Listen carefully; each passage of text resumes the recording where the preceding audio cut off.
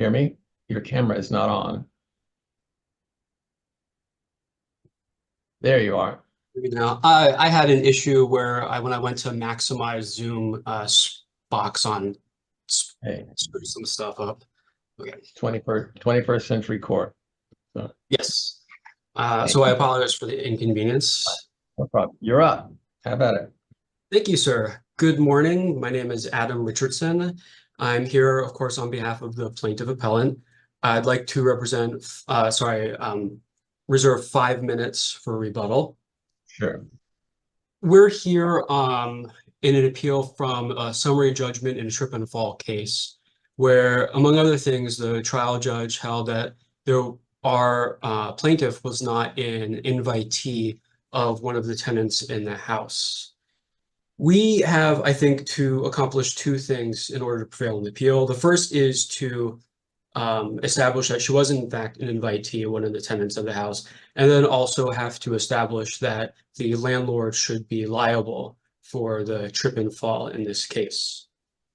One of the things that I want to point out, and something that for me is pretty unusual, is that at least in the hearing, Judge Huey seemed convinced that she was in fact an invitee of one of the tenants, Trevino, saying that it was beyond a reasonable doubt for him. And I understand that judges can, of course, reconsider matters, but then in the order, he did a complete 180 and found that she was not. So I think that at least suggests the plausibility of our argument that she was in fact an invitee of Trevino. If I may, Mr. Richardson, let's focus on what the requirements here, and I think a lot of these cases are factually driven. In terms of her status, the facts here is that she was the mother, the injured person. The mother was asked by her daughter. The daughter, who is not on a lease, is not anywhere that's an owner of the premises, to come in to help her move out. And if you look at the factual determination, at least the undisputed factual evidence, in this case, the court came to regardless of whether he thought of at the hearing, and trust me, many times at the hearing, judges would end up thinking outside the box and asking questions, but ultimately we're bound by what the actual order that was prepared. That in this case, what the court concluded, as I review this, that there's really no evidence in this record that the mother received an invitation, whether, from or received permission from Trevino himself to come in. This was lacking. And so you're basically arguing that mother received it from daughter, even though daughter's not an owner, somehow that will jump in to the status of the invitee. Where in the record does it show that she did receive permission from, for lack of a better word, the owner in this case? So respectfully, Judge, I don't think that's our argument. Our argument is that, and ultimately, I think this comes down to a timing issue. So I'll start with that. In Byers versus Radian, this court said that the status of a visitor to land can change over the course of the person's presence on the land, and that ultimately what we need to do is look, or that the status of the person is fixed at the time of the injury. So originally, yes, the mother was invited by the daughter onto the property, but our argument, of course, is at the time of the injury, she was an invitee. Now that moves on to Okay. Tell me what made her an invitee at that point? Okay, so at that point, we look at the conduct of Mr. Trevino, who was a lawful tenant of the property, but from the perspective of the mother objectively. And that's why the cases talk about the reasonable implication. So we don't need to have an express invitation from Mr. Trevino for the mother to be an invitee. What we look at is whether, from her perspective, objectively, there was a reasonably implied invitation that she understood that she could be on the property or the portion of the property when the injury took place. So that's the law. The fact, I'm sorry. Well, but her understanding that she could be on the property doesn't necessarily show that there was an invitation to be on the property. Yes. I'm reading her excerpt from her deposition testimony. Just where was he? He was there in the garage, stoned out of his gourd. I saw him just briefly as I grabbed something out of the garage. He was sitting on a couch at the table.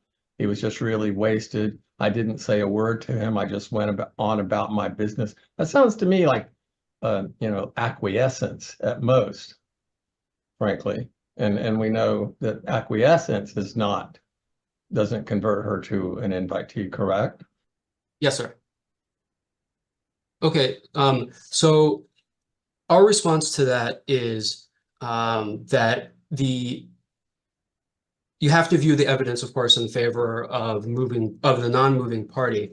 And there are portions of the deposition testimonies, not the plaintiffs, but Trevino's, that he had eyes on her the entire time, and so that they were able to see each other. Now, of course, that's not enough. But what we should be looking at, I think, is what purpose the plaintiff had on the property. And if I think she was there solely for her own purposes, then that's the end of the inquiry. She's an uninvited licensee and not an invitee. However, she was there to accomplish, in part, Mr. Trevino's purposes. I'm sorry, Judge Northcutt. Okay. Well, I was going to say Mr. Trevino testified that when the daughter showed back up with all these people, he took it as an attempt to intimidate him. It wasn't that he perceived that they were there to do his business. Well, I think, and this is something Judge Huey said at the hearing, when you ask someone or you tell someone to move off of your property, it's reasonable to believe, or you should believe or foresee, that they're going to have people come on the property to help them. In this case, there was some sort of an electronic fireplace. That may well be the case, but that's not how he felt about all these people showing up. He felt intimidated. All right, and so for that, I'm going to refer specifically to page 398 of the record. It's his deposition, and here he was asked, but you did not see her, meaning the plaintiff, at any point walk on the driveway or walk across the grass or walk into the house on October 5th, 19. Of course, that's the dispute, whether she got out of the car in the first place. But his answer was, no, I wouldn't have let her come into my house, or, I would said, no, you have no business, like she, the plaintiff, can get, I guess, whatever she left here, but you have no business, I would have just told her no. And I think that viewing that testimony in the light most favorable to the plaintiff, he would not necessarily have or wanted her on the property, but reluctantly, he still would have let her on the property to be able to accomplish that limited purpose of helping her daughter move out. But again, why does that go Yeah. on, Judge No, Kazan? go ahead, Judge. No, go ahead. But why, again, is that anything more than mere acquiescence or toleration? I would have let her do it. What invitation to me requires some sort of affirmative step. It's beyond just, well, you're here, help her get her stuff and go. It requires, what is the difference? What, in your view, what would the difference be between mere acquiescence and an invitation? In my view, the difference is the benefit received by. No, the benefit's a separate inquiry, isn't it? I It's mean, hard- whether somebody. Go on. No, please. But to me, the benefit's a separate part of it. You can invite somebody onto your property without I guess the benefit if you invite someone to your property is you get the pleasure of their company on your property. But to me, that's a separate question as to whether there's a tangible benefit to you by having a person on your property. First, you have to invite them to it. Okay, so let's set that aside for the moment, although I think I have a response to that. The test, as stated, is, of course, whether there's a reasonably implied invitation. And then in ARP, which is the 4th District case, the court said an invitation means that the visitor entering the premises has an objectively reasonable belief that he or she has been invited or is otherwise welcome on that portion of the real property where injury occurs. I haven't read, in at least the cases we cited, any articulation of the test that requires the invitor to take affirmative steps. I think it's a totality of the circumstances test, especially when you're talking about implications and objective reasonableness. And I think going back, Mr. Richardson, given all that, based on the undisputed evidence before us, everything that you're stating doesn't lend itself to an invitation. It's more of mere acquiescence. She got an invitation from her daughter, but her daughter is not even a tenant here. And so where in this record, and I share what Judge Northcutt said, I read the deposition, Mr. Trevino basically, I mean, to hear her testimony, he's stoned out of his mind. He just kind of looked at me, well, that by itself is not an invitation. It's more like, okay, tolerance, you're here, can't do anything about it.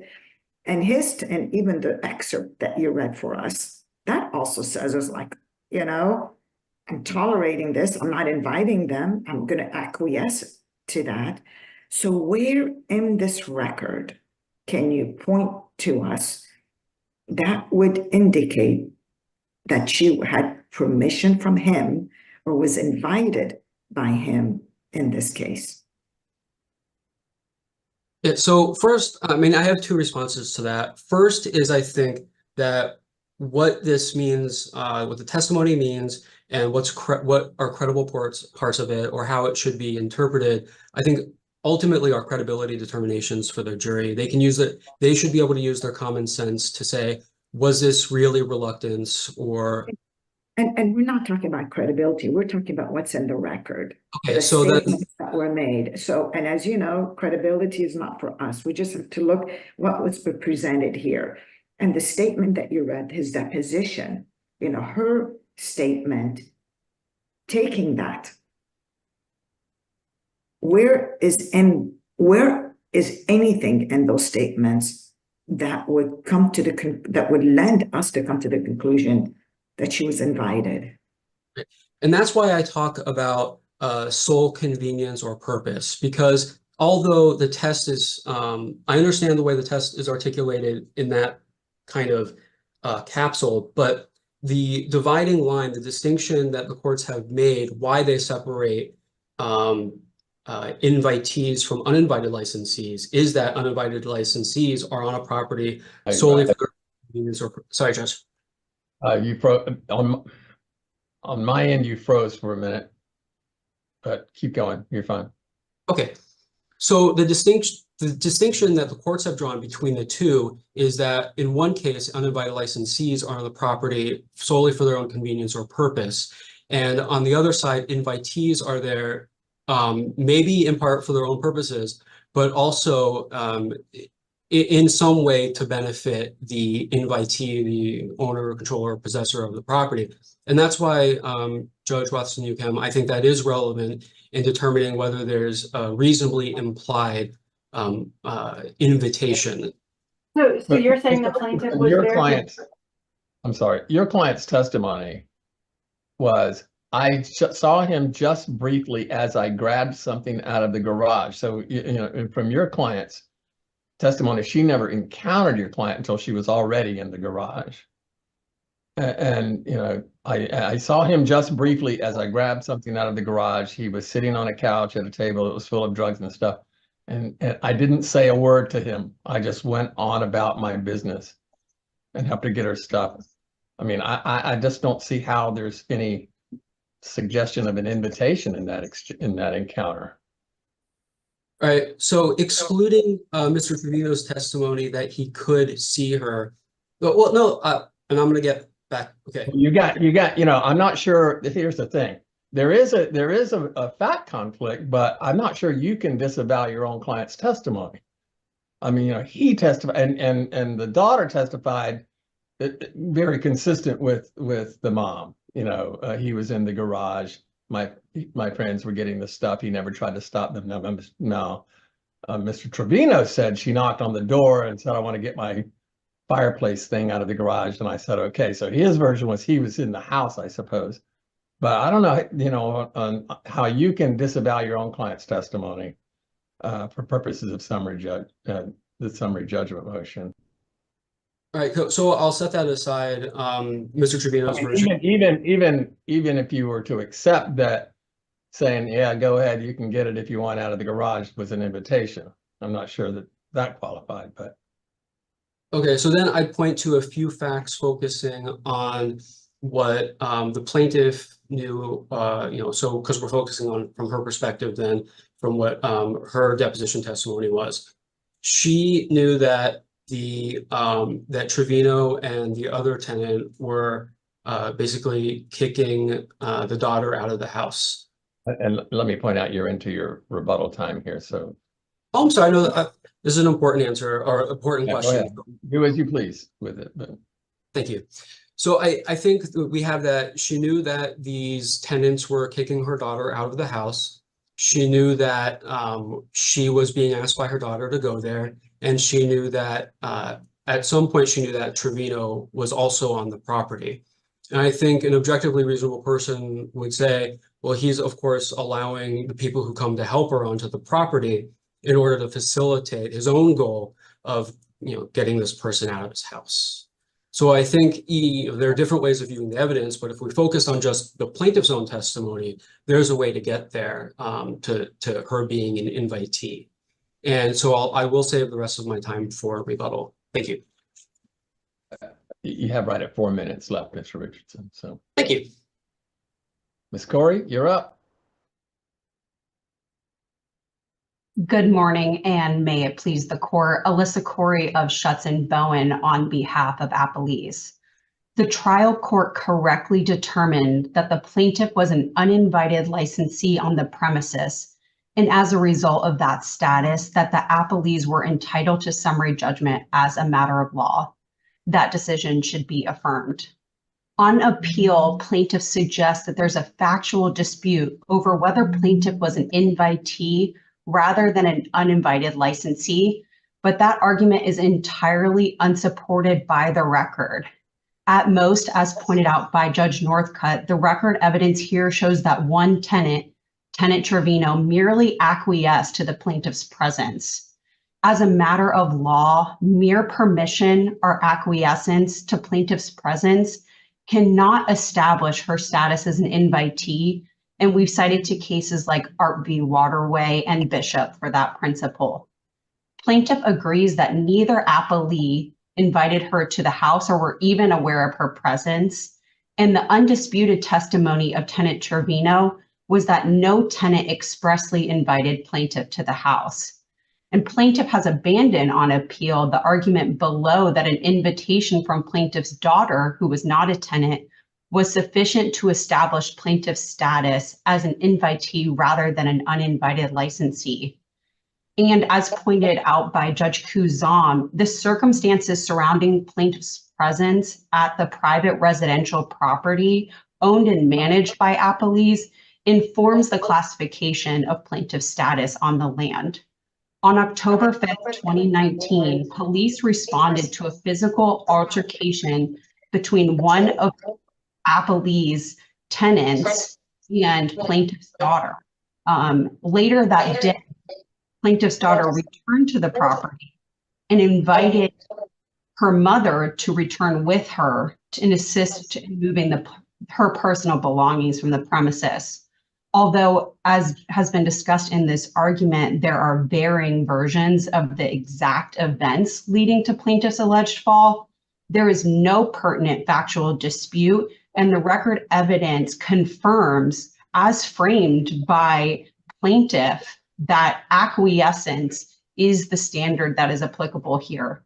As tenant Trevino was excuse me, how would you characterize the scenario that your tenant Trevino testified to, the knock on the door, et cetera, which differed somewhat from the plaintiff's versions?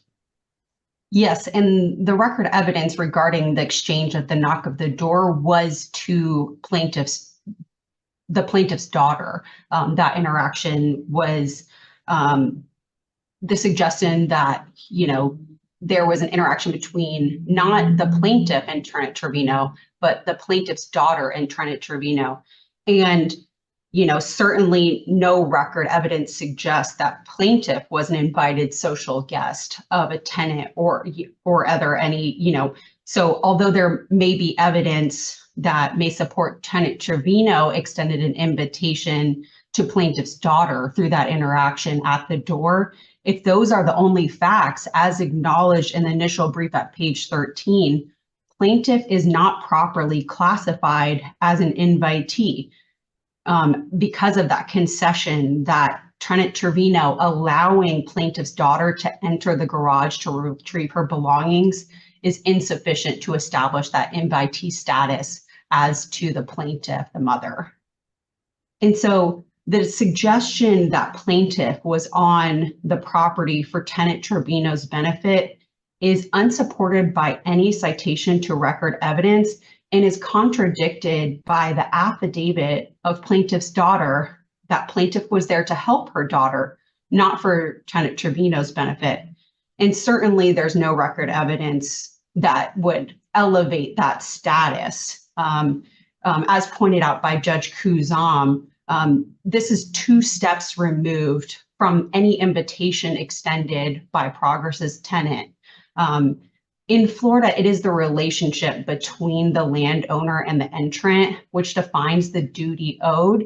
And so under the circumstances of this case, there is no material fact that mother was not invited onto the premises as a social guest. As pointed out by Judge Rosen-Newcomb, an affirmative step, especially when we're dealing with a social guest, some sort of initiative is required. At best, the evidence of Tenant Trevino's actions are passive, but invitation requires initiation. In Bishop versus First National Bank of Florida, the 5th DCA rejected the suggestion that the court eliminate the requirement of a private or personal aspect of the relationship between the entrant and the landowner in the licensee by invitation category. Instead, the court confirmed the licensee by invitation category is founded upon a social guest relationship, which requires some sort of effort by the landowner or his agent to initiate a relationship with the entrant. Here, there was no initiative made by Progress or anyone connected to them like Progress's Tenant Trevino to invite plaintiff on the land. So this is not a situation where we've got, say the Tenant Trevino was moving out of the house and invited people to explicitly assist in that. Or maybe a garage sale where tenant is, inviting people of the public onto the property, and there could be some reasonable inference under those circumstances. Instead, what we have here is an altercation between a tenant and the plaintiff's daughter involving the police. Plaintiff comes to the property with her daughter to collect the belongings, and plaintiff is now seeking to extend that duty to someone their tenant invited, who invited someone else 2 steps removed. So appellant has not affirmatively identified any record evidence that creates a genuine dispute of fact as required under the new summary judgment standard. At best, the evidence supports the uninvited licensee status, as Tenant Trevino's actions are equal to that of acquiescence. And just briefly addressing the suggestion that this court could, plaintiff's argument is that there's a material fact that precludes plaintiff's classification as a matter of law, while somehow also arguing that this court could determine liability for an injury. So if, those 2 things can't both be true. If there is a material fact in the evidence here that would preclude a determination, this court could not make a determination on the appropriate breach of any duty that would have been owed. Ultimately in premises liability cases, such as this one alleging a fall on private residential property, a defendant's duty of care depends on classification, and, elevating classification in this situation would essentially eliminate the uninvited licensee category, and the requirement that there's some effort by the landowner or their agent in a social context to elevate that person's status to invitee. And if there are no other questions, this court should affirm the trial court's grant of summary judgment in favor of Progress. Thank you. Thank you, Ms. Corey. Okay, Mr. Richardson, you're up for a 4-minute rebuttal. Thank you. There are just a few points I would like to respond to. The first is acquiescence. And here, this disregards whether there needs to be affirmative conduct on the part of a tenant. In our brief, we cited, and I understand this is only persuasive authority, Corpus Juris Secundum, where the court, where the treatise has made the same point I did, which is that when you combine acquiescence with a beneficial interest accruing to the owner or occupant, then you can have an invitation that imposes that more heightened duty of care. The second point is what invitee means, the sweep of that term. So I think as Florida law has evolved, it means more than simply like business invitee or social guest. As the 4th District said in the Charterhouse Associates case, invitees also include anyone present on a premises via express or reasonably implied invitation of the property owners. And the courts, including the Supreme Court in Wood versus Camp, at a top level define invitee in those terms. And that's exactly the case that 4th District cited in Wood. The third point just has to do with liability of the corporate defendants. If the court were to reverse, we'd be, of course, entirely happy with there just being a dispute on whether the corporate defendants have any liability for this injury. But I'd also point out that the defendants have admitted the basic facts necessary to control in their answers to requests for admissions, which were attached as an exhibit to our response. For example, after the incident, the owner paid for the repairs to the driveway, and the manager was the one who arranged the repair to the driveway. And that evidence is control. I think that it's undisputed. They admitted it. That's sufficient for liability to be pinned on the corporate defendants if there's if ultimately a jury would find that she was an invitee of one of the tenants. And just so for those reasons, and if there are no further questions, we ask the court to reverse the summary judgment. Okay, thank you both very much. In order to leave the virtual courtroom, you click the button on your screen that's called Leave. So in the lower right-hand corner of your Zoom screen, and you'll disappear from our view.